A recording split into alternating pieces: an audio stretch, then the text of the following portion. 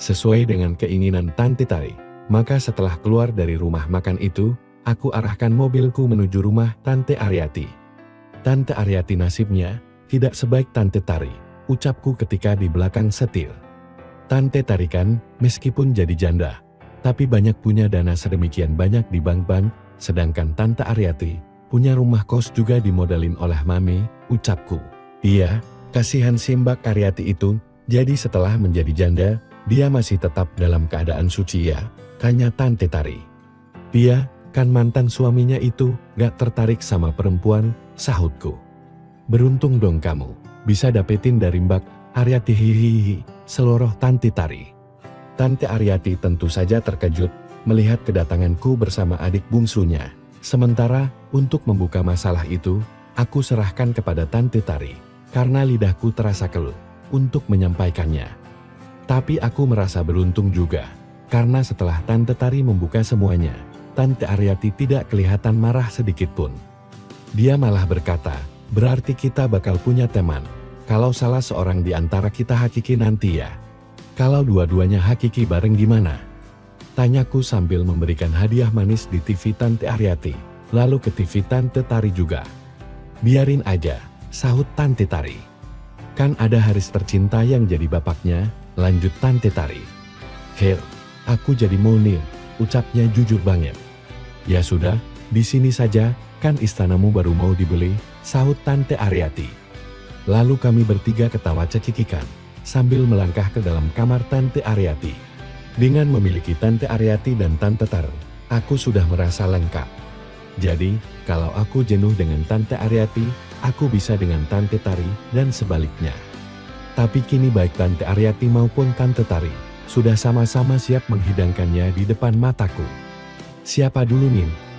Mereka pun menyerahkan padaku, mau siapa yang akan duluan. Dengan Tante Tari baru beberapa jam yang lalu, sementara dengan Tante Aryati, sudah agak lama. Lagi pula, aku ingin agar kekagetannya reda setelah melihatku tadi membawa Tante Tari berikut penjelasannya. Maka akhirnya aku putuskan untuk memilih Tante Aryati dulu. Mulai saat ini, Tante jangan minum pil itu lagi ya, ucapku berpesan. Iya sayang, sahut Tante Aryati. Kalau ada teman gini, aku jadi ingin segera hakiki, mumpung usiaku baru 30, ucap Tante Aryati. Aku juga, supaya kalau sudah tua kelak, ada yang ngurus, kata Tante Tari menimpali. Beruntung kita punya keponakan yang ganteng dan baik hati, kayak Haris ini ya Tari, ucap Tante Aryati.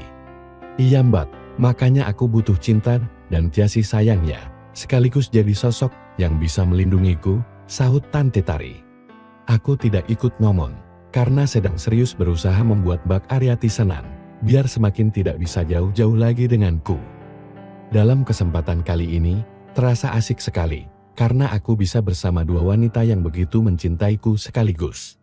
Sehingga aku jadi sangat bersemangat, melakukan pekerjaanku itu. Maka riuhlah suasana di dalam kamar Tante Aryati ini, bahwa suara Tante Aryati, bercampur baur dengan suara Tante Tari, ini berlangsung dalam waktu yang cukup lama. Sampai pada suatu saat, Tante Tari memberikan isyarat. Aku pun mengangguk sambil memberi isyarat agar Tante Tari bersabar, menunggu gilirannya. Untungnya Tante Aryati tidak lama berselang, mulai ada tanda-tanda pencapaiannya itu. Aku masih bersabar menunggu, sampai akhirnya Tante Aryati sendiri yang memberi isyarat agar aku berpindah. Aku pun mengangguk, seraya bersiap memberikan JTH pada Tante Tari, yang menyambutku dengan senyum dan tatapan wanita muda, yang sedang sangat ingin. Tanpa banyak langkah lain, aku langsung gaskan saja. Pada saat itulah, Tante Tari berkata dengan suara lirih. Aku yakin bakal hakiki ini Haris. Iya Tante, yang penting, aku ingin membahagiakan dan melindungi Tante, seperti yang Tante inginkan, sahutku. Aku yakin bahwa aku bakal mampu bertahan lama, untuk kedua bulatku itu. Maka belasan menit kemudian, Tante Tari pun sudah memperolehnya juga. Sedangkan aku masih belum apa-apa. Akhirnya hari itu secara bergantian, mereka berdua berhasil aku antarkan ke puncak yang paling tinggi. Banyak, dan banyak lagi, yang kami lakukan malam itu. Sampai akhirnya, kami bertiga merasakan kelelahan, juga untuk beberapa saat. Setelah bersih-bersih, Tante Tari mengemukakan keinginannya untuk mengajak pindah Mbak Aryati ke rumah yang akan aku cari dan aku beli besok. Lalu kos-kosan itu gimana ya? Ucap Tante Aryati sambil menunduk. Kan rumah kos gak perlu ditunggui tiap hari. Banyak pemilik rumah kos yang rumah pribadinya jauh dari rumah kos itu, sahut Tante Tari. Lalu rumahku ini ditinggalkan begitu saja, dalam keadaan terkunci? Tanya Tante Aryati, aku yang menjawab. Rombak total rumah ini, jadikan bangunan yang sesuai dengan minimarket. Lalu kontrakkan ke pihak yang berminat untuk membuka minimarket di sini. Soal biaya perombakannya, biar kita serahkan kepada Tante Tari saja, ucapku. Serahkan sama Harislar, kan duitku mau dipegang semuanya oleh Haris, sahut Tante Tari. Aku mengangguk sambil berkata, iya, aku lupa. Tante Tari menepuk lutut Tante Aryati sambil berkata, kita akan sama-sama memiliki Haris, dan kalau salah seorang di antara kita hakiki, kan ada saudara yang ikut mengurus. Lagian, kalau kita di rumah terus juga tak akan jenuh, karena ada teman ngobrol yang sama-sama bisa menyimpan rahasia. Tante Aryati menatap Tante Tari sambil tersenyum, lalu menyahut, iya Dek, aku ikut keinginan adik tersayangku saja. Nah, begitu dong, ucap Tante Tari. Atas desakan Tante Tari, akhirnya Tante Aryati mau juga diajak ke rumah Mami. Tengah malam kami baru tiba di rumah Mami. Tante Aryati masuk ke kamar di sebelah kamarku, sementara aku masuk ke dalam kamarku sendiri. Mungkin Mami sudah tidur, tapi aku ingin bertemu dengan beliau untuk melaporkan segala yang telah terjadi di antara aku dan Tante Tari. Bahkan aku juga mau melaporkan masalahku dengan Tante Aryati. Aku memang tak mau menyimpan rahasia apapun terhadap Mami. Lalu aku memijat tombol lift. Setelah pintunya terbuka, aku masuk ke dalam lift menuju lantai 3. Setelah berada di lantai 3, aku lihat Mami sedang tidur. Aneh memang, kalau melihat Mami seperti itu, selalu saja aku menjadi ingin. Apakah aku belum cukup setelah dengan Tante Tari dan Tante Aryati tadi, gumamku. Lalu kenapa diam-diam ada yang unjuk diri setelah melihat Mami yang tengah tertidur pulas itu? Tanpa berpikir panjang lagi, aku naik segera ke atas bed Mami. Tanpa membangunkannya terlebih dulu, aku langsung ke sasaran intinya. Tentu saja Mami terbangun sekaligus melotot. Ya Tuhan, kamu sayang, kirain siapa, ucapnya. Sebagai jawaban, aku pun meneruskan pekerjaanku itu. Mami pun berkata sertengah berbisik, katanya sudah sama tadi sayang.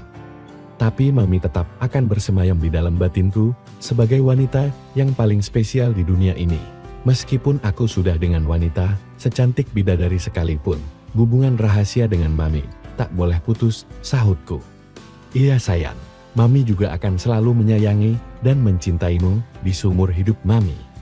Setelah tahu bahwa kamu ini putra kandung Mami, anehnya, tiap kali sama kamu, malah jadi tambah gimana gitu sayang, lanjut Mami.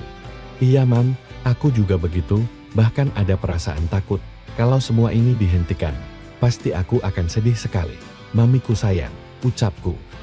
Selanjutnya kami berdua, tidak banyak bicara lagi, sedikit bicara banyak bekerja, supaya hasilnya bagus. Hingga Mami membisiki di telingaku. Sayang, barengin kalau bisa. Aku berusaha untuk mengikuti keinginan Mami dengan segenap daya dan upayaku. Dan wow, aku berhasil memenuhi keinginan Mami untuk menyelesaikannya secara bersama-sama. Mami pun berkata dengan lirih, terima kasih sayang, kamu adalah satu-satunya lelaki yang paling hebat buat Mami, dan Mami makin sayang padamu, sayang sekali, ucap Mami. Setelah itu, Mami pun bangkit dan duduk. Katanya mau tidur di villa kayu. Kenapa gak jadi? Tanya Mami. Tante Tari ngajak ke rumah Tante Aryati.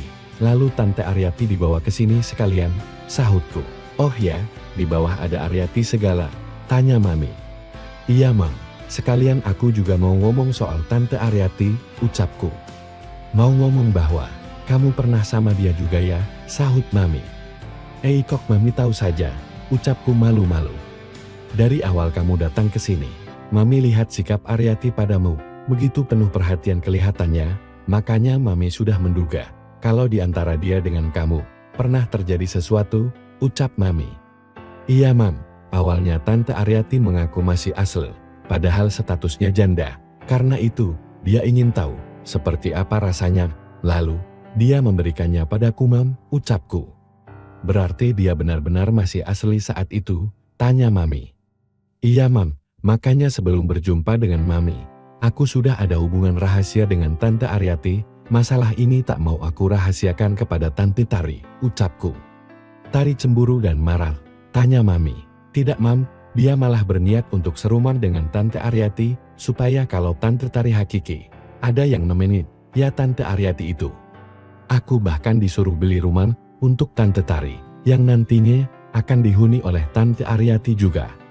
Oh ya Mam, seluruh dana kepunyaan Tante Tari akan diserahkan semuanya padaku, supaya aku bisa mengembangkannya, karena Tante Tari gak punya bakat berbisnis katanya, ucapku panjang lebar.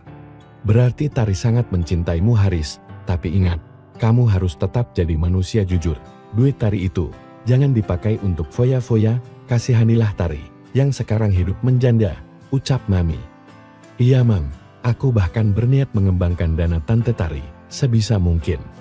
Oh iya Man, mengenai tugas dari Mami, aku hanya mau mengurus bisnisnya saja.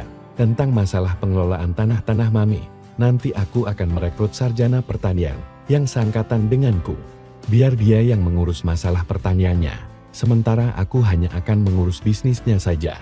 Mami setuju? Tanyaku. Mami mengangguk dengan senyum, dan berkata, sebenarnya Mami juga merasakan hal seperti itu. Tadinya ingin mengurus tanah-tanah warisan dari almarhum suamiku, tapi setelah terjun ke dunia agrobisnis, ternyata hasilnya jauh lebih besar daripada bertani. Hihihi. Syukurlah kalau kamu pun sudah sepandangan dengan Mami, ucap Mami. Iya Mam, mungkin nanti aku akan merekrut beberapa teman seangkatanku, ucapku. Tanah Mami, bukan cuma di Pulau Jawa sayang, di Sumatera ada, di Kalimantan ada, malahan di Papua juga ada, bahkan yang paling luas dia di Papua itu.